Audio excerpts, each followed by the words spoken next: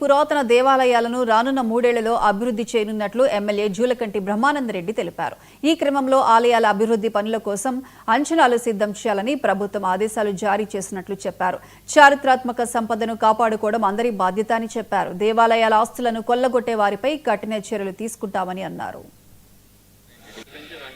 పల్నాడు చారిత్రాత్మక సంపదను, ప్రాచీన వైభవాన్ని కాపాడాలి అని చెప్పేసి ముఖ్యమంత్రి గారికి చేసిన విజ్ఞప్తి మేర వారు వెంటనే స్పందించి ఈరోజు డిఈ గారిని, ఏఈ గారిని, డిప్యూటీ స్థపతి గారిని మన చారిత్రాత్మకమైన సత్రశాల గ్రామానికి దేవాలయానికి పంపించడం జరిగింది.